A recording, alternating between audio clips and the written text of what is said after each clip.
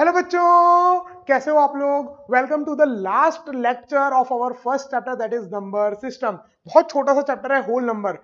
पिछले साल मैंने ये टॉपिक आपका नहीं पढ़ाया था, लेकिन इस साल मैं आपका ऐड कर रहा हूं क्योंकि पिछले 1-2 साल में मैंने देखा है होल नंबर से क्वेश्चंस आ ही रहे हैं क्लोजर प्रॉपर्टी और ये सब चीजों के ऊपर। तो मैं आपको एक बार आइडिया देता हूं, है बहुत सिंपल है ना, और देखोगे तो आपको समझ में आ जाएगा। तो कुछ टर्म्स है और कुछ प्रॉपर्टीज, और आज का ये लेक्चर समाप्त। इसी के साथ पहला चैप्टर पूरा का पूरा हो जाएगा समाप्त। उसके बाद आपका जो एक्सरसाइज 2 एक्सरसाइज 3 है उसका डिस्कशन अपन स्टार्ट करेंगे लाइव क्लास में। ओके चलो, तो whole number consecutive numbers. Consecutive numbers मतलब एक के बाद दूसरा, दूसरे के बाद तीसरा, तीसरे के बाद चौथा, लगातार नंबर आए, बीच में कोई गैप ना रहे। अब जैसे अगर मैं बोलूं consecutive whole numbers, whole numbers का कंसेक्यूटिव, तो मेरे को पता 1 1 का कंसेक्यूटिव आगे क्या होगा, 1 2 3 4। क्या ये कंसेक्यूटिव नंबर्स है? हाँ, एक के बाद 1 के बाद 2, बीच में कुछ आ रहा है क्या? नहीं। 2 के बाद 3, 3 के बाद 4, बीच में और कोई होल नंबर आ रहा है? नहीं।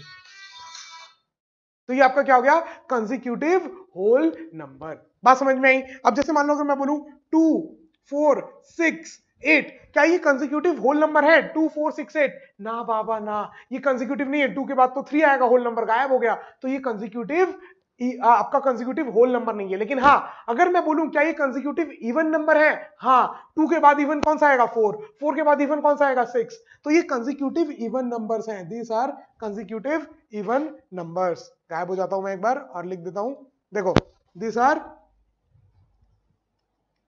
consecutive even numbers and these are consecutive whole number, consecutive whole numbers। बात समझ में आई क्या?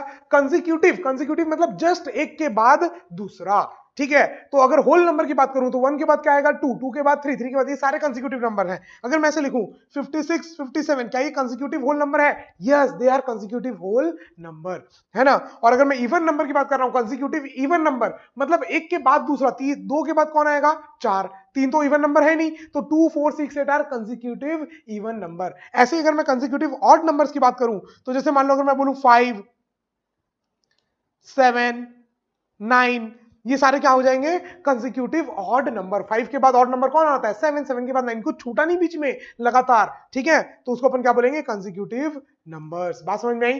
Consecutive numbers are numbers that follow each other in order, एक दूसरे को ऑर्डर में फॉलो करते हैं। देखो 1 के बाद 2, 2 के बाद 3, सब में +1 +1 +1 हो रहा है। या इवन तो 2 के बाद जो इवन आया 4, 4 के बाद जो इवन आया 6, तो एक ऑर्डर में फॉलो कर रहे हैं। तो consecutive numbers are numbers that follows each other in order and difference between consecutive number is always fixed. Difference देखो 2 और 1 का फिक्स्ड, 3 और 2 का 1, 4 और 3 का 1, सब फिक्स्ड है। यहां पर डिफरेंस देखो, 4 और 2 में डिफरेंस 2, 6 और 4 में डिफरेंस 2, 8 और 6 में डिफरेंस 2। तो जो डिफरेंस है वो भी क्या है? फिक्स्ड।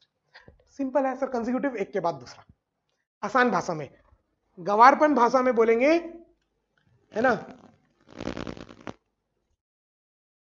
एक के बाद दूसरा, उसको क्या बोलेंगे? Consecutive number. जस्ट एक के बाद जो दूसरा, दूसरे के बाद तीसरा, ये सारे नंबर्स को बोलेंगे कंसेक्यूटिव नंबर, ठीक है। अब आता है सक्सेसर और प्रीडेसेसर। मतलब प्री पहले, सक्सेसर बाद, मतलब किसी भी नंबर का पहले वाला प्रीडेसेसर और बाद वाला सक्सेसर। जैसे होल नंबर इमीडिएटली प्रीसीडिंग, पहले, प्रीसीडिंग पहले natural number is called predecessor. जैसे अगर मैं बोलूं 5 का प्रीडेसेसर क्या है, तो उससे जस्ट पहले वाला कौन सा नंबर है?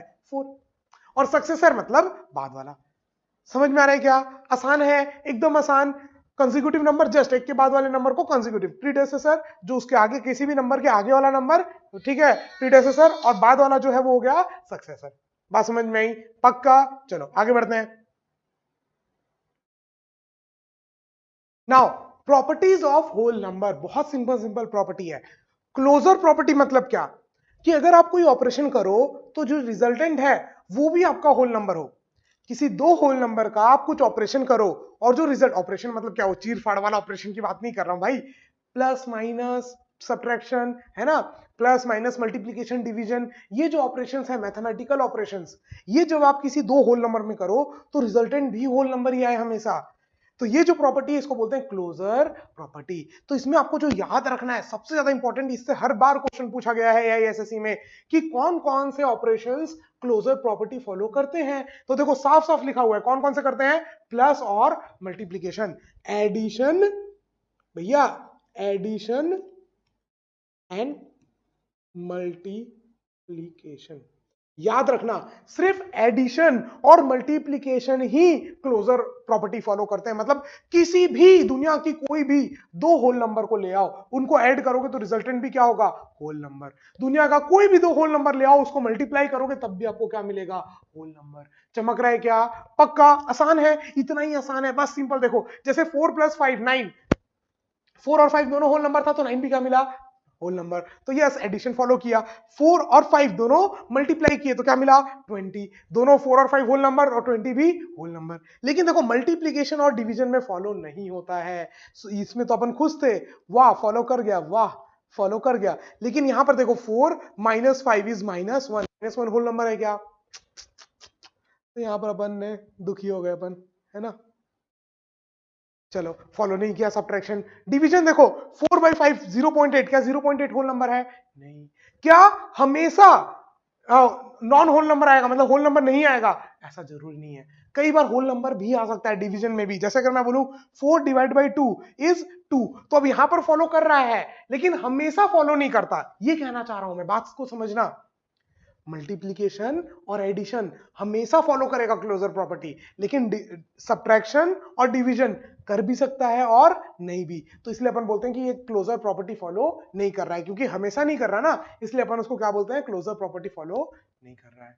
तो कौन से ऐसे दो ऑपरेशन है जो क्लोजर प्रॉपर्टी फॉलो करते हैं, एडिशन एंड मल्टीप्लीकेशन। समझ में आ गया। चलो नेक्स्ट है कॉम्यूटेटिव प्रॉपर्टी। मतलब क्या, किसी ऑपरेशन को उल्टा भी करो तो सेम हो। मतलब ए प्लस बी करूं चाहे बी प्लस ए, आंसर सेम आएगा हमेशा, यस। तो कौन फॉलो कर रहा है, एडिशन। अगेन एडिशन और मल्टीप्लीकेशन ही है जो सारी प्रॉपर्टीज फॉलो कर रहे हैं, क्लोजर प्रॉपर्टी भी कॉम्यूटेटिव प्रॉपर्टी भी। मतलब जो ऑपरेशन है उसको उल्टा कर दो तब भी रिजल्ट सेम रहेगा। जैसे ए प्लस बी और बी माइनस ए हमेशा बराबर रहेंगे, लेकिन अगर मैं उल्टा बोलूं ए माइनस बी और बी माइनस ए, क्या हमेशा बराबर होंगे, ना ना ना ना ना ना। एग्जांपल देखो 4 - 5 कितना आता है, -1, और 5 - 4 1, क्या दोनों बराबर है, दोनों बराबर नहीं रहेंगे। तो सब्ट्रैक्शन क्या आपका कॉम्यूटेटिव प्रॉपर्टी फॉलो करता है, नहीं। ओके, तो कॉम्यूटेटिव प्रॉपर्टी मतलब किसी चीज को उल्टा भी कर दो, जो ऑपरेशन है उसको उल्टा कर दो तब भी सेम आंसर आए। तो कौन कौन फॉलो करता है, एडिशन और मल्टीप्लीकेशन। जैसे a इंटू बी बोलो या b इंटू ए, बात क्या होगी, सेम। a इंटू बी बोलो या b into A, thing will be same. बात समझ में आई।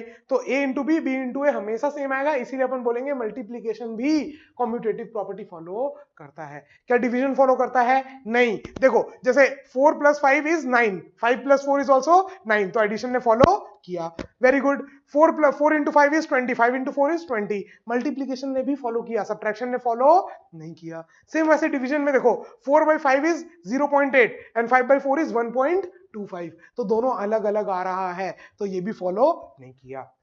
तो मतलब क्लोजर प्रॉपर्टी भी कौन कौन फॉलो करता है, एडिशन और मल्टीप्लीकेशन। कम्यूटेटिव प्रॉपर्टी भी कौन कौन फॉलो करता है, एडिशन और मल्टीप्लीकेशन। एंड नेक्स्ट आपका है एसोसिएटिव प्रॉपर्टी। एसोसिएटिव मतलब कि भैया पहले किसको सॉल्व कर रहे हो आप, अगर एक से ज्यादा फंक्शन है तो पहले किसको सॉल्व कर रहे हो। तो एसोसिएटिव प्रॉपर्टी आपका फॉलो होगा एडिशन और मल्टीप्लीकेशन के लिए। अगेन जितनी भी आपकी प्रॉपर्टीज है वो कौन कौन फॉलो कर रहे हैं, एडिशन और मल्टीप्लीकेशन, ठीक है। जैसे देखो 4 + 5 + 6 है, चाहे 5 + 4 + 6, बात आपका सेम आएगा। 5 + 6 11, 11 + 4 15, चाहे इन दोनों को ऐड करो, 5 + 4 9, 9 + 6 15, तो दोनों साइड सेम आंसर आया।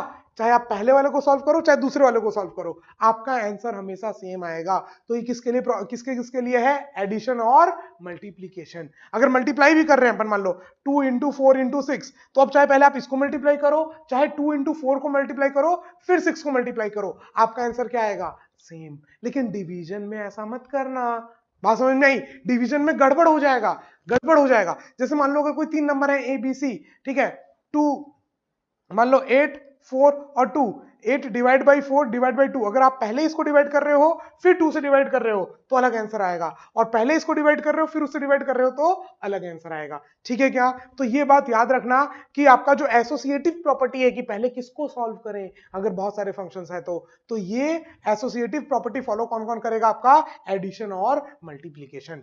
क्या सब्ट्रैक्शन और डिवीजन वो करेगा, डिवीजन नो, डन। बात समझ में आ गई? मतलब अभी तक अपन ने कौन कौन सी प्रॉपर्टी पढ़ी? क्लोजर प्रॉपर्टी है ना, फिर कॉम्यूटेटिव प्रॉपर्टी, फिर associative property, and the next one is distributive property. Distribute करना मतलब मल्टीप्लाई कर देना। जैसे a इंटू बी प्लस सी है तो a को b से भी मल्टीप्लाई कर सकते हैं, a को c से भी। डिस्ट्रीब्यूटिव इसलिए बोल रही हूँ कि a बढ़ गया ना b में भी और c में भी। बात समझ में आई? तो डिस्ट्रीब्यूटिव बोल दिया, ऐसे याद करने का है ना, तो आसान है। डिस्ट्रीब्यूटिव मतलब अगर a इंटू बी प्लस सी कर रहे हैं तो a को आप b से भी मल्टीप्लाई करो, a को c से भी, बात सेम है। ठीक है क्या? तो ये प्रॉपर्टी आपका होल नंबर फॉलो करता है। किसी भी होल नंबर के लिए आप डिस्ट्रीब्यूटिव प्रॉपर्टी लगा सकते हैं। बात समझ में? जैसे ये है, इसको अपन को मल्टीप्लाई करना है बिना डायरेक्ट ऐड किए, तो अपन क्या करेंगे? 5 फोर्जा करेंगे पहले, 4 into 5 plus 5 into 4, sorry 4 into 8, 5 Forza 20, 8 Forza 32, तो टोटल कितना आ जाएगा? 52। और आप वैसे भी करोगे तो 8 प्लस 5 13, 13 इंटू 4 52। देखो सेम आ रहा है। तो जो आपका ये डिस्ट्रीब्यूटिव प्रॉपर्टी है वो भी फॉलो करता है, कौन? Whole number. बात समझ में आ गई क्या? चलो, तो सिंपल सिंपल था ये, खाली ये लास्ट लेक्चर मैंने इसलिए ऐड किया क्योंकि कई बार क्वेश्चंस में, एग्जाम में, जो आपके AISSE की एग्जाम होती है उसमें कई बार क्वेश्चंस पूछ देता है कि क्या ये क्लोजर प्रॉपर्टी फॉलो कर रहा है, क्या ये डिस्ट्रीब्यूटिव प्रॉपर्टी फॉलो कर रहा है। तो आपको ये पता हो कि डिस्ट्रीब्यूटिव प्रॉपर्टी होती क्या है, एसोसिएटिव प्रॉपर्टी होती क्या है, कम्यूटेटिव प्रॉपर्टी होती क्या है, क्लोजर प्रॉपर्टी होती क्या है, और सबसे ज्यादा इंपॉर्टेंट है क्लोजर प्रॉपर्टी। हर साल पिछले 2-3 साल में इसका क्वेश्चन पूछा गया है। ओके, तो ये सारी बातें ध्यान रखना। इसके ऊपर जो मैंने आपको एक्सरसाइज दी है, आई थिंक लास्ट सेक्शन बचा हुआ है, एक्सरसाइज 1 का लास्ट सेक्शन, उसको जल्दी से सॉल्व करो, फिर उसका वीडियो देखो, फिर अपन स्टार्ट करेंगे एक्सरसाइज नंबर 2। लाइव क्लास में डिस्कशन करेंगे पूरा एक्सरसाइज नंबर 2 का। चलो, तो ये आपका लिए छोटा सा वीडियो है, आप इसको पूरा देखिए, एक बार में देखिए, वन सिटिंग में देखिए। अगर कोई वीडियो ज्यादा बड़ा है, 40 मिनट, 50 मिनट, 60 मिनट, तो उसको आपको पूरे एक दिन में देखना है, आप उसको डिवाइड कर दो। बात समझ में आ रही है बच्चों? आप आधा घंटा सुबह देखे या 20 मिनट देखे, फिर ब्रेक ले लिए, फिर 20 मिनट देखे, फिर ब्रेक ले लिए। तो मैं आपका पूरा एक वीडियो एक बार में बना रहा हूं क्योंकि कई लोगों की सीटिंग है कि सर आप बैठे हैं अपन, तो एक बार में अपन को लंबा वीडियो देखना है, तो उनके लिए मैंने पूरा लंबा लंबा वीडियो बना रखा है। ओके, चलो, तो आई थिंक आपको ये होल नंबर की कुछ प्रॉपर्टीज हैं जो पिछले साल नहीं थी, मैंने इस साल आपकी ऐड कर दी है, आप समझ में आपको आ गया होगा। ठीक है, चलो, तो फिर मिलूंगा आपसे अगली क्लास में, तब तक के लिए हंसते रहो, मुस्कुराते रहो, देखते रहो सौरव सर की क्लास। जय हिंद, बाय बाय, टेक केयर।